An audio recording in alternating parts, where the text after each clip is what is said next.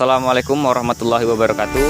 Innal hamdalillah nahmaduhu wa nasta'inuhu wa nastaghfiruh wa na'udzubillahi min shururi anfusina wa min sayyiati a'malina man yahdihillahu fala mudhillalah wa may yudhlil fala hadiyalah. Asyhadu an la ilaha illallah wa asyhadu anna Muhammadan abduhu wa rasuluh. Pertama-tama, marilah kita panjatkan rasa puja dan puji syukur kita atas kehadirat Allah Subhanahu wa taala, yang mana pada kesempatan siang hari ini kita masih diberikan kesempatan untuk mengerjakan tugas di SBD yang insya Allah berkah ini. Kedua kalinya, salawat serta salam tak lupa kita curahkan kepada junjungan kita, Habibana wa Nabiyana wa Rasulana wa Maulana Muhammad Sallallahu Alaihi Wasallam, yang insya Allah kita nantikan syafaatnya di yaumul kiamat kelak. Amin. Kami dari kelompok 9 akan menjelaskan tentang stratifikasi sosial dan kesetaraan derajat. Oke, langsung saja materi pertama. Di sini saya akan menjelaskan tentang stratifikasi sosial.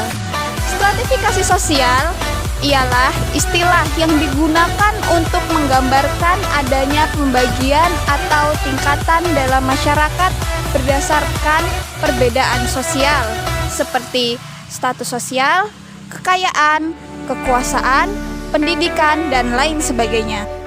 Dalam masyarakat yang stratifikasi sosialnya kuat, individu-individu ditempatkan pada tingkatan yang berbeda dan memiliki akses yang berbeda pula terhadap sumber daya dan kesempatan. Contoh stratifikasi sosial yang umum ditemui adalah kelas sosial, di mana masyarakat terbagi menjadi kelas atas, kelas menengah, dan kelas bawah berdasarkan faktor-faktor ekonomi seperti kekayaan dan pekerjaan. Selain itu, ada juga stratifikasi berdasarkan status sosial seperti diatur oleh sistem kasta di India, di mana individu ditempatkan dalam kelompok-kelompok yang ditentukan mendapatkan hak-hak dan kewajiban yang berbeda. Dalam stratifikasi sosial, tingkatan-tingkatan ini cenderung memiliki dampak pada kehidupan individu dan kelompok dalam hal peluang ekonomi, pendidikan, akses ke layanan kesehatan, dan kekuasaan politik. Namun, sistem stratifikasi sosial dapat bervariasi dari satu masyarakat ke masyarakat yang lainnya. Sekian, terima kasih. Di sini saya akan menjelaskan materi nomor 2, yaitu menjelaskan pengertian kesamaan derajat. Kesamaan derajat atau equality of opportunity dalam konteks sosial merujuk pada ide bahwa setiap individu harus memiliki kesempatan yang sama untuk mencapai kesuksesan dan meraih keberhasilan, terlepas dari latar belakang sosial, ekonomi, agama, ras, atau jenis. Kesamaan derajat melibatkan penghapusan diskriminasi dan perlakuan tidak adil. Ini menegaskan bahwa setiap individu harus memiliki kesempatan yang untuk mengembangkan potensi mereka dan meraih kesuksesan tanpa adanya hambatan atau ketidakadilan struktural yang merugikan kelompok tertentu. Namun, pentingnya juga untuk diingat bahwa kesamaan derajat bisa berbeda dari kesamaan hasil atau equality of outcome yang mengacu pada usaha mencapai hasil atau pemerataan distribusi kekayaan yang sama di antara semua anggota masyarakat tanpa memedulikan perbedaan dalam upaya dan kondisi kontribusi individu. Sekian, terima kasih. Assalamualaikum warahmatullahi wabarakatuh. Saya akan menjelaskan tentang materi saya yang saya akan bawakan dengan judul bagaimana dinamika pelapisan sosial.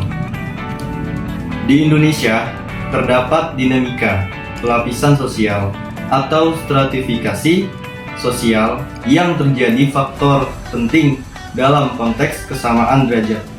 Stratifikasi sosial merujuk pada pembagian sosial merujuk pada pembagian masyarakat ke dalam kelompok-kelompoknya berdasarkan faktor-faktornya seperti pendapatan, pendidikan, pekerjaan, dan status sosial. Secara historis, Indonesia telah mengalami pelapisan sosial yang cukup tajam. Terdapat kesenjangan ekonomi yang signifikasi antara kelompok-kelompok masyarakat.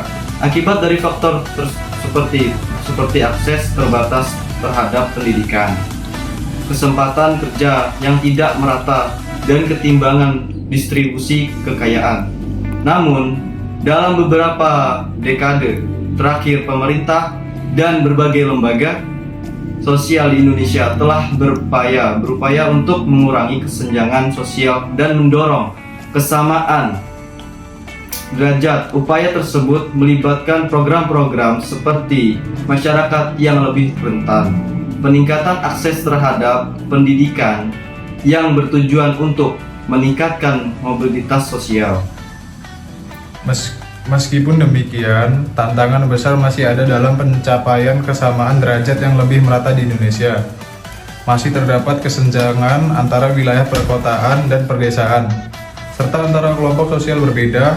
Faktor seperti korupsi, diskriminasi, dan pembatasan akses terhadap sumber daya dapat menjadi hambatan dalam mewujudkan kesamaan derajat yang adil bagi semua individu di Indonesia. Dalam upaya mencapai kesamaan derajat di Indonesia, penting bagi pemerintah, masyarakat, dan semua pemangku kepentingan untuk bekerja sama dalam mengatasi hambatan-hambatan tersebut, memperbaiki sistem pendidikan dan peluang kerja, serta memastikan bahwa hak dan kebebasan semua individu dihormati dan diperlukan secara adil. Di sini saya akan menjelaskan tentang prasangka dan diskriminasi. Prasangka dan diskriminasi sosial adalah fenomena yang sering terjadi dalam masyarakat. Prasangka merujuk pada sikap dan keyakinan negatif terhadap individu atau kelompok berdasarkan strategi atau peraduan tanpa dasar yang tradisional.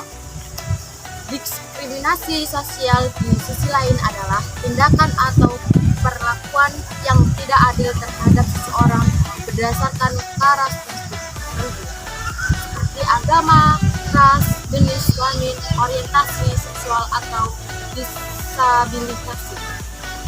Prasangka dan diskriminasi sosial dapat memiliki dampak yang merugikan dan melanggarkan hak asasi manusia individu atau kelompok yang menjadi sasaran dalam upaya melawan prasangka dan diskriminasi sosial.